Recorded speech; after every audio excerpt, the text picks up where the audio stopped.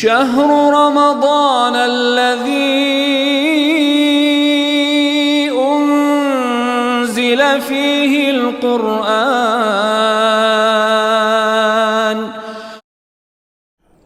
الحمد لله رب العالمين والصلاة والسلام على المبعوث رحمة للعالمين. اللهم صل على سيدنا ومولانا محمد وعلى آله وأصحابه أجمعين. أما بعد، أعوذ بالله من الشيطان الرجيم. بسم الله الرحمن الرحيم. شهر رمضان الذي أنزل فيه القرآن هدى للناس وبينات من الهدى والفرقان. صدق الله العظيم.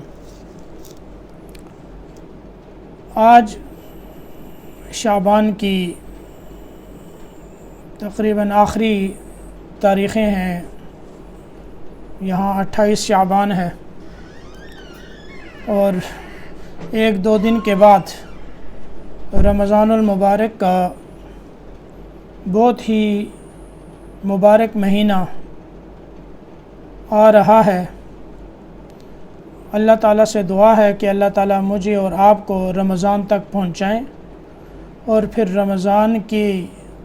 قدر کرنے کی توفیق نصیب فرمائیں اور اس مہینے کی خیر و برکتیں حاصل کرنے کی اللہ پاک توفیق نصیب فرمائیں اور اپنا قرب نصیب فرمائیں. 12 مہینے اللہ پاک نے بنائے اور ان میں رمضان المبارک کو اللہ نے ایک خاص عظمت عطا کی ہے جو اللہ رب العزت کی طرف سے ایک بڑی عظیم نعمت ہے. اس مہینے کی قدر و منزلت میں اور آپ کیا جان سکتے ہیں کہ جس کی آمد سے پہلے ہی رجب کا چاند دیکھتے ہی آپ صلی اللہ تعالی علیہ وسلم رمضان تک پہنچنے کی دعا فرمایا کرتے تھے کہ اللہ ہمیں رجب اور شعبان میں برکت عطا فرما وبلغنا رمضان، اور رمضان تک ہمیں پہنچا دے، یعنی ہماری عمر اتنی زیادہ کر دے کہ ہم رمضان تک پہنچ جائیں. رمضان اللہ رب العزت نے اپنے قرب کا ذریعہ بنایا ہے اور اسے اللہ نے اپنا مہینہ بنایا ہے کہ اس میں اہل ایمان اللہ کا قرب حاصل کریں، کیونکہ اللہ پاک نے ہمیں ایک مقصد دے کے اس دنیا میں بھیجا ہے اور دنیا کے اندر ہر انسان ایک مختصر وقت لے کے آیا ہے جس کی حقیقت کو ہر انسان بخوبی سمجھتا بھی ہے، جانتا بھی ہے، اور اس کو پتہ ہے کہ میں اس دنیا میں آیا ہوں تو میں نے اس دنیا کو چھوڑنا ہے اور موت نے آ کر میری اس زندگی کو ختم کرنا ہے اور میرا سفر یہاں سے آگے چلے گا. کافر آگے آنے والی زندگی کا مشرکین انکار کرتے ہیں اور ہم ایمان لاتے ہیں. تو دنیا کی زندگی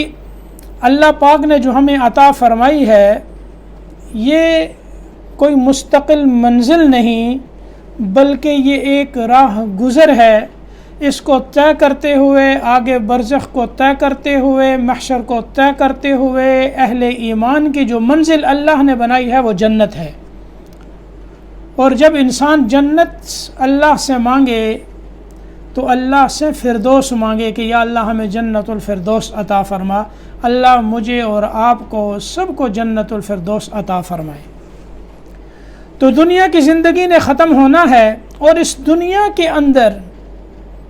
اللہ نے ہمیں ایک مقصد دیا ہے. وہ مقصد دے کر اللہ نے بھیجا ہے کہ آسمان، زمین، سورج، چاند، ستارے، زمین و آسمان اور اس کے بیچ کی جتنی مخلوق ہے وہ ساری کی ساری اللہ پاک نے انسان کے لیے پیدا فرمائی اور انسان کو اللہ نے اپنے لیے بنایا. وَمَا خَلَقْتُ الْجِنَّ وَالْإِنسَ إِلَّا لِيَعْبُدُونَ. یہ مقصد ہے کہ میں نے، اللہ پاک فرماتے ہیں میں نے انسان اور جنات کو اپنی عبادت کے لیے پیدا کیا ہے. اب اللہ رب العزت نے ہمیں پیدا کیا، عدم سے وجود بخشا، ہم نے اللہ سے دنیا میں آنے کی دعا نہیں مانگی، اللہ نے خود پانی کے قطرے سے یہ خوبصورت وجود آپ کو اور مجھے عطا کیا، تو اللہ نے ہمیں پیدا فرمایا اور پھر اللہ ہی ہمیں موت دیں گے، اور اللہ ہی نے جنت بھی بنائی ہے، دوزخ بھی بنائی ہے، اور پھر اللہ نے اس دنیا کے اندر جیسے ہمیں پیدا فرمایا، اللہ نے ہمیں ایک مقصد دیا اور یہ بتایا کہ میں نے تمہیں کس مقصد کے لیے پیدا کیا ہے۔ افحسبتم انما خلقناکم عبثا، کیا تم یہ سمجھتے ہو کہ میں نے تمہیں بیکار پیدا کیا ہے، ویسے ہی بنا دیا اور ہماری طرف تم نے لوٹ کر نہیں آنا؟ تو اللہ نے ہمیں بیکار پیدا نہیں کیا، ایک بڑا عظیم مقصد دیا ہے، اور وہ ہے اللہ رب العزت کی عبادت۔ یہ ہمارا، میری اور آپ کی زندگی اور ہر مسلمان کی زندگی، تمام انسانوں کی زندگی کا جو مقصد ہے وہ اللہ کی بندگی اور عبادت ہے۔ اب انسان کے ساتھ اللہ نے ضروریات بھی رکھی ہیں، انسان کے اوپر ذمہ داریاں بھی ہیں۔ اب انسان کو بھوک بھی لگتی ہے، پیاس بھی لگتی ہے، اس کے جذبات بھی ہیں، ساری چیزیں ہیں، دنیا ہے اور دنیا کا حسن و جمال بھی ہے، یہ ساری چیزیں ہمارے ساتھ لگی ہوئی ہیں۔ تو اللہ پاک نے جو ہمیں مقصد دیا وہ عبادت، اس کے ساتھ اللہ نے فرمایا کہ تم تجارت بھی کر سکتے ہو، زراعت بھی کر سکتے ہو، کھا بھی سکتے ہو، پی بھی سکتے ہو، کسب معاش بھی کر سکتے ہو، ملازمت بھی کر سکتے ہو، سب کچھ کرو، لیکن یہ تمام کی تمام چیزیں جو ہیں یہ ایک ضرورت کے درجے میں ہیں۔ یہ تمہاری ضرورت ہے، ضرورت الگ ہوتی ہے، مقصد الگ ہوتا ہے، اور ضرورت یعنی ایک طرف انسان کی ضرورت ہو اور اس ضرورت کے وقت انسان کا جو مقصد ہے اس مقصد کی طرف جب انسان کو بلایا جائے تو پھر انسان ضروریات کو چھوڑ دے۔ یعنی تجارت ضرورت، کسب معاش ضرورت، ملازمت ضرورت، یہ ساری چیزیں ضرورت ہیں، اور اللہ نے یہ نہیں کہا کہ ان کو چھوڑ دو۔ اب یہ ضرورت ہو تو ظاہر ہے ان کو کرنا ہے، اور اللہ نے یہ بتا دی، حدود شریعت نے بتا دی اس طرح سے کرنا ہے، لیکن جب تمہیں آواز آئے اور مؤذن اللہ اکبر کی صدا لگائے اور حی علی الصلاح حی علی الفلاح کی صدا لگائے، تو پھر اس ضرورت کو چھوڑ کر اس مقصد کی طرف جاؤ جس کے لیے میں نے تمہیں پیدا کیا ہے۔ اب تمہیں یہ ضروریات چھوڑنی پڑیں گی۔ ملازم اگر اپنی ملازمت میں ہے، تاجر تجارت میں ہے، اور زارع زراعت کے اندر ہے، تو انسان کو جب مسجد سے آواز آتی ہے پھر یہ ساری چیزیں وہاں بند ہو جاتی ہیں، اور اس کے بعد پھر انسان کو یہ حکم ہوتا ہے کہ اب اپنے مقصد کی طرف آؤ۔ تو اللہ نے ہمیں یہ عظیم مقصد دیا۔ اب ظاہر ہے جب اللہ نے یہ مقصد دیا ہے اور پھر اللہ یہ حکم بھی فرما دیں کہ تمہاری زندگی کا جتنا حصہ جو میں نے تمہیں عطا کیا ہے وہ سارا کا سارا میری عبادت میں گزرنا چاہیے، اور پیدائش سے موت تک جو ہے وہ تم نے سجدے میں رہنا ہے، اگر اللہ یہ حکم بھی فرما دیتے تو یہ کوئی ناانصافی والی بات نہ ہوتی، کیونکہ ہمیں پیدا ہی اس مقصد کے لیے کیا ہے۔ اللہ بیچ میں چھوٹ دے دیتے، کھانے کے لیے، پینے کے لیے، اس کے علاوہ تمہیں میری عبادت ہی کرنی ہے، تو کوئی ناانصافی نہ ہوتی۔ لیکن اللہ نے ایسا کرم فرمایا کہ اللہ نے مقصد تو دیا، لیکن اس مقصد کے ساتھ ہمیں روزانہ ایک فریضے کی ادائیگی کا پابند بنایا کہ 5 وقت کی یہ نماز ہے، اذان ہوگی تو تم نے اپنے کام چھوڑ کر میری طرف آنا ہے۔ سال بعد رمضان کا مہینہ ہوگا، اس میں روزے رکھنے ہیں، اور پھر جو صاحب نصاب ہوگا سال بعد اس نے زکوٰۃ ادا کرنی ہے، جو صاحب استطاعت ہوگا زندگی میں ایک بار اس نے حج کرنا ہے۔ یہ چیزیں تو دے دی، لیکن اس کے ساتھ اللہ نے جو نماز کا فریضہ اور رکن ہمیں عطا کیا وہ ہر مسلمان کے لیے ضروری، صحت مند بھی ادا کرے گا، بیمار بھی ادا کرے گا، جو لیٹا ہوا ہے وہ بھی پڑھے پڑھے گا جو کھڑا نہیں ہو سکتا، لیٹ کر اشاروں سے پڑھے گا لیکن نماز کی معافی نہیں، پانی استعمال نہیں ہو سکتا، تیمم کر کر اس سے جو ہے وضو کر لو، تیمم ہی سے جو ہے وہ تمہیں طہارت مل جائے گی اور تم پاک صاف ہو جاؤ گے، وہی تمہارا وضو اور غسل شمار ہوگا، لیکن نماز چھوڑنے کی اجازت نہیں۔ تو اللہ نے یہ مقصد دیا، ضروریات بھی ساتھ رکھیں اور یہ بتا دیا ضرورت اور ہوتی ہے، مقصد اور ہوتا ہے۔ جب مقصد کے لیے بلایا جائے پھر ضروریات کو چھوڑ دو، اور جہاں ضروریات کا تعلق ہے وہاں اللہ کے احکامات کی پابندی کرتے ہوئے ان کو بھی پورا کرو۔ لیکن انسان ہے، انسان غافل ہے۔ آپ دیکھتے ہیں، جانتے ہیں کہ جب ہم دنیا کے اندر آگے بڑھتے ہیں، ایک تاجر تجارت میں، ایک بزنس مین اپنے بزنس میں، ملازم ملازمت میں، پھر پیسے اور دنیا کے جمع کرنے کا جو اس وقت شوق اور محبت ہمارے دلوں میں بیٹھ چکی ہے، اس میں ہم کتنی دوڑ لگاتے ہیں۔ سوتے ہوئے بھی ہمیں دنیا کی فکر، جاگتے اٹھتے ہیں تو دنیا کی فکر لے کر اٹھتے ہیں، سوتے ہیں تو دنیا کی فکر لے کر سوتے ہیں۔ تو ہمارا رجحان سارا دنیا کی طرف جب ہوا تو پیدا کرنے والا جو رب ہے ہم اس سے غافل ہو گئے، اس کی احکامات کو ہم نے نظر انداز کیا، فرائض کے اندر بھی غفلت آنے لگی، جماعتوں کے اندر بھی سستی پیدا ہونے لگی کہ جماعت کے ساتھ نماز ادا کرنے میں سستی آنے لگی، اور بس اوقات نماز کی قضا تک نوبت پہنچ گئی۔ اور پھر کتنے ایسے مسلمان ہیں جو نماز کو بالکل ہی چھوڑ بیٹھتے ہیں، نماز ہی نہیں پڑھتے، ایک جمعے کو چلے گئے یا عیدین کو چلے گئے، یہ ہماری حالت ہو جاتی ہے۔ تو پھر جب ہم اس طرح غفلت میں آتے ہیں، اس کے بعد اللہ ہمیں 11 مہینوں کے بعد ایک ایسا مہینہ عطا فرماتے ہیں کہ جس کے اندر ہم اپنے اس مقصد کی طرف واپس آ جائیں، اپنے رب کو پہچانیں، اپنے رب کی عبادت اور بندگی کریں۔ تو یہ مہینہ ہمیں اس مقصد کی طرف پھیرتا ہے، اس مقصد کی یاد دلاتا ہے۔ اسی لیے حکم ہے کہ روزہ رکھو۔ دن میں انسان روزہ رکھتا ہے، رات کو تراویح پڑھتا ہے، قرآن پڑھتا ہے، نوافل ادا کرتا ہے، اور پھر قرآن سنتا ہے۔ رات اس کی اللہ کے قرآن کے ساتھ، دن اس کا روزے کی پابندی کے ساتھ گزرتا ہے۔ تو یہ رمضان کا جو مہینہ ہے ہمیں یہ مقصد بتا رہا ہے کہ تمہارا مقصد، اس لیے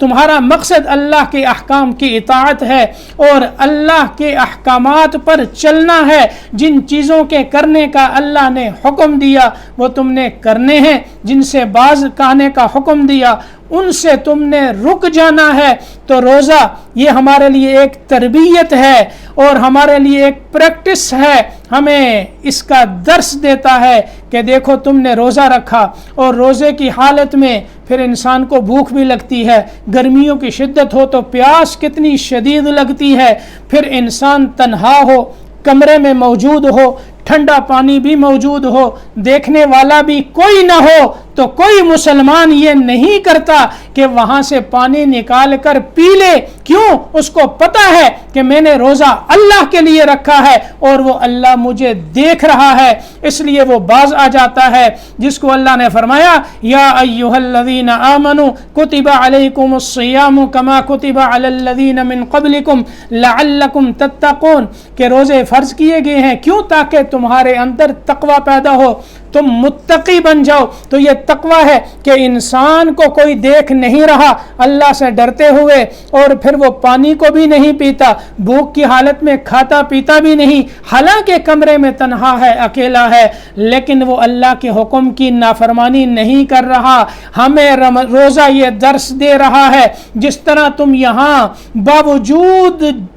یعنی اپنی خواہش کے باوجود، تقاضے کے باوجود، اپنے نفس کے تقاضے کے تم نے کھانے کو اور پینے کو چھوڑ دیا، اسی طرح زندگی کے ہر لمحے کے اندر اللہ کی نافرمانی کو چھوڑنے کا جذبہ اپنے اندر پیدا کرو کہ جب نافرمانی کا جذبہ آئے تو وہاں تمہارا نفس تمہیں جو ہے اس طرف مائل کر رہا ہو، لیکن تمہارے سامنے اللہ کا حکم ہو، اللہ کا خوف ہو، اور اللہ کے خوف سے تم نافرمانیوں سے باز آ جاؤ۔ اسی طرح رات کو تراویح کا اہتمام ہے، قیام کرتے ہو، قرآن پڑھتے پڑھاتے ہو، سنتے سناتے ہو، یہ سارا کام ہے، اسی طرح رات کے اندر بھی کچھ اپنے نوافل کا اہتمام پیدا کر لو تاکہ اللہ کا قرب تمہیں حاصل ہو۔ تو رمضان جو ہے یہ ہمارے لیے ایک تربیتی درس ہے، تربیتی کورس ہے کہ جس کو اختیار کر کر ہم اپنے اس مقصد کو پاتے ہیں اور پھر اس سے ہم اللہ کا قرب حاصل کرتے ہیں، کیونکہ نماز کے اندر رمضان کے اندر جس طرح نمازوں کا اہتمام ہے اسی طرح تراویح کا اہتمام ہے، اور جہاں پوری 20 تراویح پڑھی جاتی ہیں وہاں 40 سجدے ہوتے ہیں، اور انسان سجدے کی حالت میں سب سے زیادہ قریب ہوتا ہے اپنے رب کے۔ اللہ نے خود فرمایا کہ وَاسْجُدْ وَاقْتَرِبْ، سجدہ کرو اور اپنے رب کے قریب ہو جاؤ۔ تو ہمیں یہ مقامات قرب حاصل ہوتے ہیں اللہ کے آگے سجدہ کر کر۔ پھر انسان روزہ رکھتا ہے تو روزہ رکھ کر اس کی خواہشات میں کمی آتی ہے، جذبات میں کمی آتی ہے، خواہشات ٹوٹتی ہیں، تقاضے ٹوٹتے ہیں۔ رات کو وہ کھڑا ہوتا ہے، قرآن پڑھتا ہے، قیام کرتا ہے تو قرآن کی انوارات سے اس کا دل منور ہوتا ہے، باطن منور ہوتا ہے۔ اب ظاہراً روزہ رکھا ہے، اس سے خواہشات ٹوٹی، قرآن پاک پڑھا، اس کی روحانیت اور نورانیت انسان کے دل میں پہنچی، پھر انسان کا دل نرم ہوتا ہے، اللہ کی طرف دل جھکتا ہے اور انسان کے آنکھوں سے آنسو جاری ہوتے ہیں۔ یہی وجہ ہے کہ ہم رمضان میں دیکھتے ہیں قرآن پاک پڑھنے والے، سننے والے،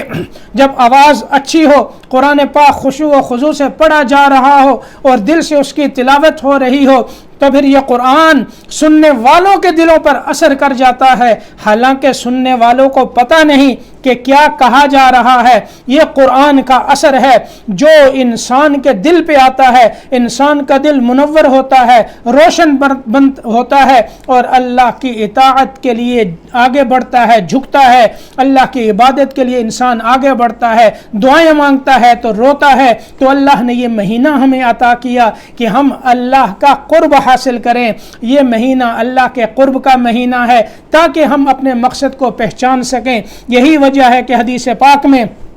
آپ صلی اللہ علیہ وسلم نے فرمایا کہ روزہ اور قرآن دونوں قیامت کے دن جو ہے وہ شفاعت کریں گے۔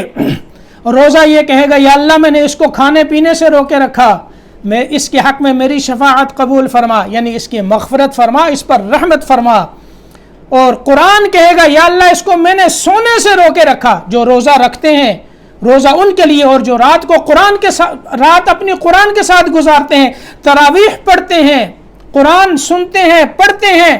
قرآن یہ کہے گا یا اللہ اس کو میں نے سونے سے روکے رکھا، اس کے حق میں میری شفاعت قبول فرما۔ حدیث پاک میں آتا ہے کہ اللہ دونوں کی شفاعت قبول فرمائیں گے، قرآن کی شفاعت بھی اللہ قبول فرمائیں گے، روزے کی شفاعت بھی اللہ قبول فرمائیں گے۔ تو روزہ اور قرآن یہ ہمارے لیے شفاعت کریں گے، اللہ کی رضا ہمیں ملے گی۔ اس لیے جب رمضان شروع ہوتا ہے تو حدیث پاک میں آتا ہے شیاطین جو ہے وہ قید کر دیے جاتے ہیں، اسی طرح جنت کے تمام دروازے کھول دیے جاتے ہیں، کوئی دروازہ بند نہیں ہوتا، اور جہنم کے تمام دروازے جو ہیں وہ بند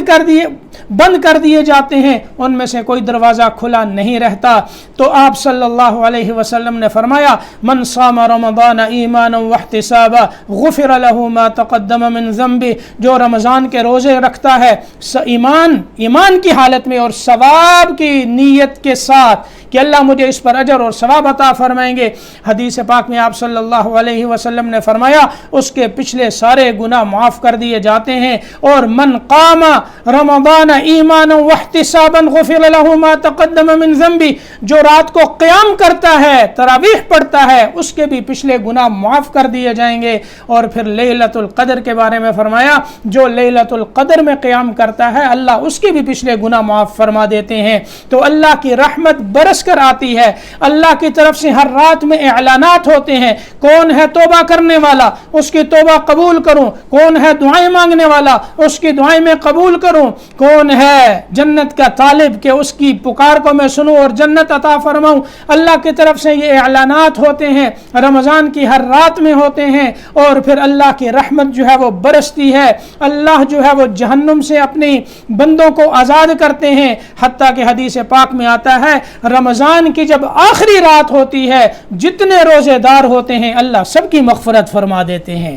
صحابہ اکرام نے پوچھا یا رسول اللہ کیا یہ مغفرت کی رات جو ہے وہ لیلۃ القدر ہے؟ فرمایا نہیں، جب مزدور مزدوری ختم کرتا ہے تو اس کو اس کی اجرت دے دی جاتی ہے۔ انہوں نے روزے رکھے، اللہ کی طرف سے اعلان ہوا۔ یہی وجہ ہے کہ جب آپ صلی اللہ علیہ وسلم ایک مرتبہ ممبر پر تشریف فرما ہوئے تو صحابہ اکرام سے فرمایا قریب ہو جاؤ، ممبر کے قریب ہو گئے۔ آپ نے پہلے درجے پہ قدم رکھا تو فرمایا آمین، دوسرے پہ رکھا فرمایا آمین، تیسرے پہ رکھا فرمایا آمین۔ خطبے سے فارغ ہوئے صحابہ اکرام کہتے ہیں ہم نے عرض کیا یا رسول اللہ آج آپ سے ہم نے وہ بات سنی ہے جو پہلے نہیں سنی۔ آپ نے ہر سیڑھی پر جب قدم رکھا تو آمین فرمایا۔ آپ صلی اللہ علیہ وسلم نے فرمایا کہ میرے پاس جبریل امین آئے اور انہوں نے یہ بد دعا کی کہ ہلاک ہو وہ شخص جو رمضان کا مہینہ پائے اور اس کی مغفرت نہ ہو۔ ہلاک ہو وہ شخص جو رمضان کا مہینہ پائے اور اس کی مغفرت نہ ہو۔ آپ صلی اللہ علیہ وسلم نے فرمایا آمین۔ دوسری بد دعا فرمائی ہلاک ہو وہ شخص جس کے سامنے آپ کا نام لیا جائے اور وہ آپ پر درود نہ بھیجے، سب کہہ دو صلی اللہ علیہ وسلم۔ تو آپ نے فرمایا آمین، کیونکہ آپ کے احسانات امت پر بہت ہیں، اس لیے آپ نے فرمایا بخیل ہے وہ شخص جس کے سامنے میرا ذکر ہو اور وہ مجھ پر درود نہ بھیجے۔ اس لیے جب بھی نام مبارک آئے تو درود پاک پڑھا کریں صلی اللہ علیہ وسلم۔ اور پھر فرمایا کہ جبریل امین نے یہ بد دعا کی کہ ہلاک ہو وہ شخص جو اپنے بوڑھے والدین کو اپنے پاس پاتا ہے یا ان میں سے ایک کو پاتا ہے اور وہ اس کو جنت میں داخل نہیں کروا سکتے، یعنی ان کی خدمت کر کر ان کی دعائیں نہیں لیتا اور جنت کا مستحق نہیں بنتا، تو وہ شخص بھی ہلاک ہو جائے۔ تو آپ نے فرمایا میں نے کہا آمین۔ بہرحال رمضان کا یہ مہینہ ہے، آخری عشرے میں لیلۃ القدر ہے، اس میں اعتکاف ہے، ہر رات کی اپنی اپنی فضیلت ہے، ہر رمضان کا ہر لمحہ قیمتی ہے، اس کا ہر منٹ قیمتی ہے، اس لیے اس کو ضائع نہ کریں، بلکہ رمضان کے شروع ہوتے ہی سب سے پہلے علماء تو یہ فرماتے ہیں کہ انسان پہلے اپنا احتساب کرے۔ دیکھیں 11 مہینے ہم نے دنیا میں لگائے ہیں، ایک مہینہ اللہ کے لیے وقف کر دو، ایک مہینہ اپنے وہ کام یعنی رمضان سے پہلے اپنے ان کاموں کے اوپر نظر دوڑاؤ جو ضروری نہیں، ان کو رمضان میں چھوڑ دو، یا ایسے کام جو رمضان کے بعد ہو سکتے ہیں انہیں مؤخر کر کے رمضان کے بعد تک کے لیے کر دو، اور پھر رمضان میں اس وقت کو قیمتی بنا کر اللہ کی عبادت کرو۔ اور پھر اسی طرح جب روزہ رکھے انسان تو صرف یہ نہیں کہ کھانے پینے سے رک گیا اور خواہشات اور شہوات سے رک گیا، یہ نہیں، بلکہ انسان کے پورے وجود کا روزہ ہو۔ جس طرح انسان کھاتا نہیں پیتا نہیں، وہاں آنکھوں کا روزہ ہو، وہاں کانوں کا روزہ ہو، وہاں زبان کا روزہ ہو، ہاتھ پاؤں کا اور پورے وجود کا روزہ ہو۔ یعنی انسان روزہ تو رکھا ہوا ہے لیکن آنکھوں سے بد نظری کر رہا ہے، کتنی بری بات ہے۔ آنکھوں کی حفاظت کہ کسی غلط چیز پر نگاہ نہ پڑے، کانوں کی حفاظت کسی غلط چیز کو سننا نہیں، گناہ کی کوئی بات نہیں سننی، کوئی نافرمانی کا کلمہ نہیں سننا، کوئی کسی کی غیبت نہیں سننی۔ زبان کی حفاظت، جھوٹ نہیں بولنا، کسی کی غیبت نہیں کرنی، کسی کے ساتھ جھگڑا نہیں کرنا، کسی کو برا بھلا نہیں کہنا، کسی کو گالیاں نہیں دینی، کسی کے ساتھ بدتمیزی نہیں کرنی۔ زبان کی حفاظت، ہاتھوں سے کسی پر ظلم نہیں کرنا، حرام نہیں کمانا، پاؤں سے کسی غلط چیز کی طرف چل کر نہیں جانا۔ تو پورے وجود کا جو ہے انسان روزہ رکھے۔ اسی طرح اس میں چند کام کرنے کے ہیں، ان کو آپ غور سے سماعت فرمائیں اور اللہ پاک مجھے اور آپ کو عمل کی توفیق نصیب فرمائیں۔ سب سے پہلے تو یہ ہے کہ تلاوت قرآن پاک، یہ رمضان کا مہینہ یہ قرآن کا مہینہ ہے، اللہ نے اس میں قرآن اتارا اور اس میں قرآن پاک کی جتنی انسان تلاوت کر سکتا ہے اتنی تلاوت کرے۔ یہ قرآن پاک کی تلاوت کا مہینہ ہے، قرآن پڑھیں، سنیں اور پوری طرح جتنا زیادہ پڑھ سکتے ہیں۔ ایسے بھی ہمارے اکابرین میں گزرے ہیں کہ جو رمضان کے کوئی دن میں ختم کرتے تھے اور ایک رات میں اور ایک تراویح کے اندر، جیسے امام ابو حنیفہ یا امام شافعی رحمہ اللہ تعالیٰ کے بارے میں ہے کہ دن میں ایک ختم، رات میں ایک ختم، تراویح میں ایک ختم، 61 ختم رمضان میں ہوتے تھے۔ اس کے علاوہ بھی جو ہے بہت سے ایسے اکابرین گزرے ہیں جنہوں نے ایک رات اور دن میں ختم کیا، اور پھر اسی طرح جو ہے بہت سے قرآن پاک کو ختم کرنے والے جو ہے آج کے دور میں بھی موجود ہیں۔ اس لیے کوشش کریں جتنا زیادہ پڑھ سکتے ہیں، 10 سپارے، 15 سپارے، 18 سپارے، 20 سپاروں تک پڑھنے والے لوگ اب بھی موجود ہیں، اس لیے 10 سپارے پڑھیں، 5 پڑھیں، کم از کم یہ تو ترتیب بنا لیں کہ ہر مسلمان دن کے اندر 3 سپارے کم سے کم، یہ تو لازمی ہے کہ کم از کم 3 قرآن تو رمضان میں ختم ہوں۔ اور اگر اتنا بھی نہ ہو سکے، اتنی بھی ہمت کوئی نہیں کرتا، تو پھر کم از کم یہ ہے کہ ایک قرآن سے تو محروم نہ ہو۔ یہ آخری آخری آخری درجہ ہے، یعنی کہ بس ایک ہی قرآن پڑھنا ہے اور روزانہ 1 سپارہ، یہ بہت کم درجہ ہے۔ زیادہ سے زیادہ قرآن پاک پڑھیں، اور ظاہر آپ کے پاس وقت بھی ہوگا، اور رات جو ہے وہ پوری آپ گھر میں ہیں، آپ کے پاس فرصت بھی ہوگی، تو اس وقت کو بجائے موبائل کے اور ٹی وی کے آگے گزارنے کے، اس وقت کو اللہ کے قرآن کے ساتھ لگائیں، اپنے آپ کو اللہ کے قرآن سے جوڑیں۔ اللہ نے بڑا اجر رکھا ہے۔ اس کے علاوہ نوافل کی جو نماز ہے اس کی کثرت کا اہتمام فرمائیں۔ اوابین مغرب کے بعد کے 6 رکھتے ہیں، اسی طرح جو ہے خاص طور پر تہجد، رمضان کے مہینے میں تہجد کسی سے فوت نہ ہو۔ رات کے آخری حصے میں ظاہرہ اٹھنا ہے، سحری بھی کھانی ہے، اور پتہ نہیں بعض تو پوری رات بھی جاگتے ہیں اور صبح فجر کے بعد سوتے ہیں، تو یہ جاگنا ہمارا اللہ قیمتی بنا دیں۔ اگر جاگ رہے ہیں تو اللہ کی اطاعت اور عبادت میں صرف ہوں یہ راتیں، تو کتنی بڑی ہماری یہ تجارت ہے اللہ کے ساتھ کہ ہماری راتیں اللہ کی اطاعت میں گزر جائیں۔ تو اللہ کے قرآن کی تلاوت کریں، اور نوافل تہجد اس کا اہتمام جو ہے یہ بہت ہی، یعنی تہجد تو کسی حال میں نہ چھوڑیں۔ اور اس کے علاوہ اشراق کی اللہ توفیق دیں، چاشت کی اللہ توفیق دیں، ان کو بھی ادا کریں، اور اسی طرح جو ہے فرائض کے بعد بھی 2-4 نفل پڑھنا چاہیں تو اللہ ان کی بھی توفیق عطا فرمائے۔ اس کے علاوہ یاد رکھیں ایک زکوٰۃ ہوتی ہے، ایک نفلی صدقات ہوتے ہیں، انفاق فی سبیل اللہ، اللہ کے راستے میں خرچ کریں۔ اور آپ صلی اللہ علیہ وسلم کے بارے میں، یعنی آپ کی سخاوت تو سارا سال ہی رہتی تھی، لیکن جب رمضان کا مہینہ آتا تو جھونکے مارتی ہوئی جو ہوائیں ہوتی ہیں ان سے بھی زیادہ آپ کی سخاوت بڑھ جاتی تھی، یعنی جو چیز بھی آتی وہ اللہ کے راستے میں چلی جاتی۔ تو اس طرح اللہ کے راستے میں خرچ کریں۔ اور پھر جو زکوٰۃ کی ادائیگی ہے، ہمارے اکثر مسلمان تقریباً جو ہے وہ رمضان کے مہینے میں زکوٰۃ نکالتے ہیں، تو زکوٰۃ کا صحیح حساب کر کے اس کا 2.5% جو ہے وہ نکالیں، اور جتنی بنتی ہو اس سے کچھ اندازاً زیادہ نکال دیں تاکہ کم نہ نکلے۔ زکوٰۃ بالکل پوری نکلنی چاہیے۔ اور زکوٰۃ 4 چیزوں پہ ہوتی ہے، 4 طرح کے مال پر ہوتی ہے، ایک سونا، دوسرا چاندی، تیسرا مال تجارت، اور چوتھا کیش، دینار، روپے، پیسے جو موجود ہیں ان پر۔ 52.5 تولہ چاندی ہو یا اس کی قیمت ہو،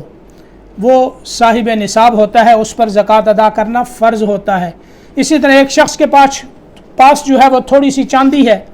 اور تھوڑا سا سونا ہے، اور اگر ان دونوں کو ملا کر اس کی قیمت 52.5 تولہ چاندی تک پہنچتی ہے تو اس کے اوپر بھی زکوٰۃ فرض ہو جاتی ہے۔ اور اسی طرح کچھ روپے ہیں اور پھر کچھ چاندی ہے تھوڑی سی، اور یہ دیکھیں گے کہ اس کی قیمت جو ہے وہ 52.5 تولہ چاندی تک پہنچتی ہے تو وہ بھی صاحب نصاب ہو جاتا ہے۔ یہ نہیں کہ 7.5 تولہ سونا ہو اور اس کے ساتھ جو ہے وہ پیسے ہوں تو تب زکوٰۃ ادا کرنی ہے، یا یہ ہے کہ صرف 52.5 تولہ چاندی سے چاہے تھوڑی کم ہے لیکن اس کے ساتھ جو ہے وہ 1 لاکھ روپے بھی ہیں، 2 لاکھ روپے بھی ہیں، وہ کہتا ہے کہ بھائی جو ہے میرے پاس جو ہے وہ اتنا نصاب نہیں ہے لہٰذا میں ادا نہیں کرتا، یہ غلط ہے۔ بلکہ 52.5 تولہ چاندی کی تک جو قیمت پہنچتی ہے اور وہ صاحب نصاب ہو جاتا ہے، پھر زکوٰۃ ادا کرنی ہوتی ہے۔ بہرحال زکوٰۃ کے اپنے مسائل ہیں، تو اس کے علاوہ جو ہے ذکر اللہ کی کثرت کریں، سبحان اللہ والحمد للہ لا الہ الا اللہ اللہ اکبر، چوتھا کلمہ استغفار اور توبہ، یہ اللہ کی طرف رجوع ہو، اپنے گناہوں کی معافی مانگے اور اللہ سے توبہ کریں۔ اور توبہ اس نیت کے ساتھ کہ انسان اپنے گناہوں پر شرمندہ ہو اور آنسو بہائے کہ یا اللہ میں کیا کر بیٹھا ہوں، تیری نافرمانی میں نے کر دی،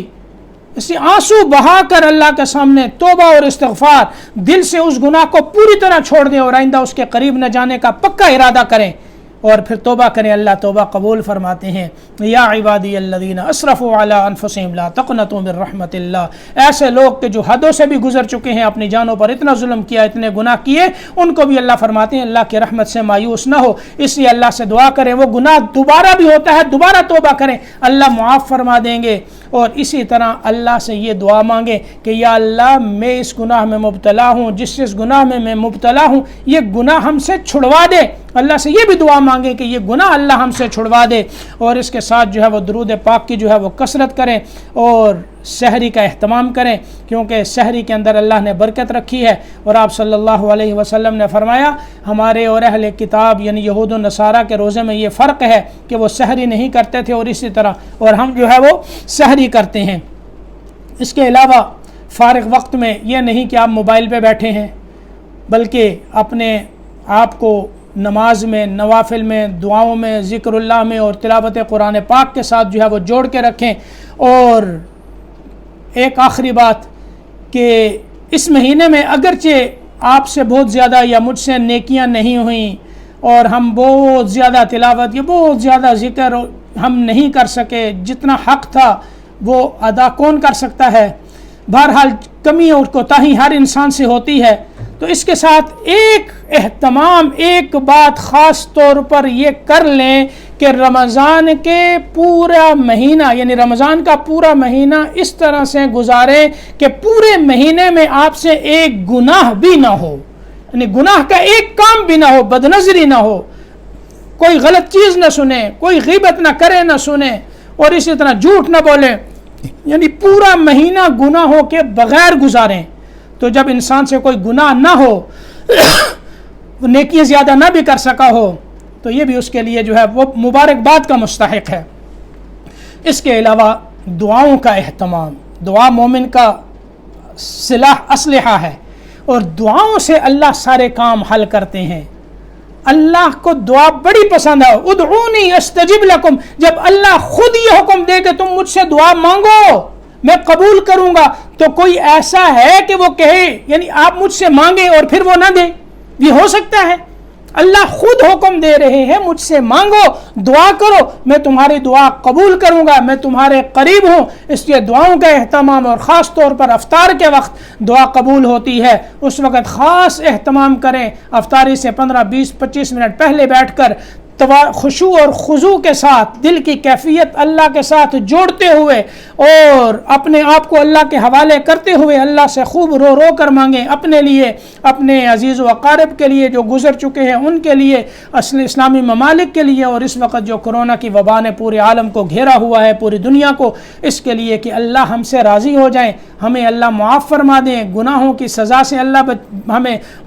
گناہوں کی سزا اللہ ہمیں نہ دیں، رحمت والا معاملہ فرمائیں، اور کرونا کی اس وبا کو ہمارے اوپر سے، اسلامی ممالک اور پوری دنیا کے اوپر سے اللہ پاک ختم فرما دیں، جتنے مریض ہیں سب کو شفا عطا فرمائیں۔ یہ بھی دعا مانگیں اور اللہ کے قریب ہوں، اللہ سے اس کی رضا مانگیں، اللہ کے غصے سے پناہ مانگیں۔ یہ اللہ کی ناراضگی اور غصے کی علامات ہیں کہ جو اس وقت حالات آئے ہوئے ہیں، اللہ کا شکر ہے کہ اس وقت مساجد جو ہیں وہ اس رمضان میں کھلی ہیں، اللہ بس پورے اہتمام کے ساتھ جو ماسک پہن کر اپنا مصلی لے کر یہ ساتھ آئیں، جیسے جو شرائط ہیں اس کے مطابق، تاکہ کوئی بھی مسجد آپ کی وجہ سے بند نہ ہو۔ چھوٹے بچوں کو مسجدوں میں نہ لائیں، عورتوں کے لیے تو ویسے بھی تراویح کا انہوں نے کہا ہے کہ نہیں ہوں گی، تو یعنی مساجد میں عورتیں نہیں آئیں گی، گھر میں پڑھیں گی، تو باقی جو مصلی النساء ہے وہ مردوں کے لیے جو ہے وہ کھولے جائیں گے۔ تو باقی اللہ پاک جو ہے ہمیں عمل کی توفیق نصیب فرمائے۔ رمضان میں بھی انشاءاللہ آپ کے پاس جو ہے وہ کچھ نہ کچھ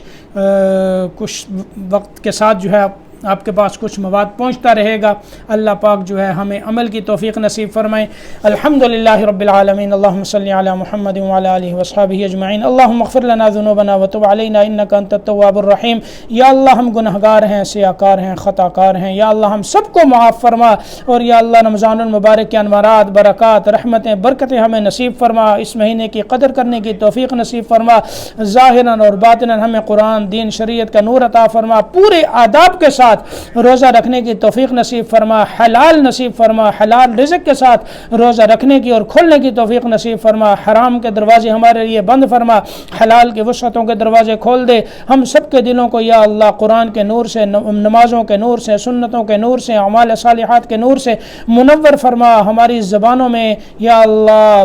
مٹھاس پیدا فرما اور ہمیں اخلاق عالی نصیب فرما، اور یا اللہ ہماری زبانوں پہ اپنے مبارک نام کو، مبارک کلام کو جاری فرما۔ یا اللہ جتنے بیمار ہیں سب کو شفا عطا فرما۔ کرونا میں جو مبتلا ہو گئے، ہمارے بھائی سرفراز صاحب اپنی فیملی سمیت بہت اچھے دوست ہیں، ان کو بھی کرونا ہو گیا ہے، فیملی کو بھی ہوا، یا اللہ ان سب کو صحت و عافیت تندرستی نصیب فرما، اور جتنے ہمارے بھائی یا اللہ اس میں مبتلا ہو چکے ہیں سب کو صحت عطا فرما، جتنے ہمارے ڈاکٹر حضرات ہیں یا اللہ جو اس شعبے میں کام کر رہے ہیں سب کی حفاظت فرما۔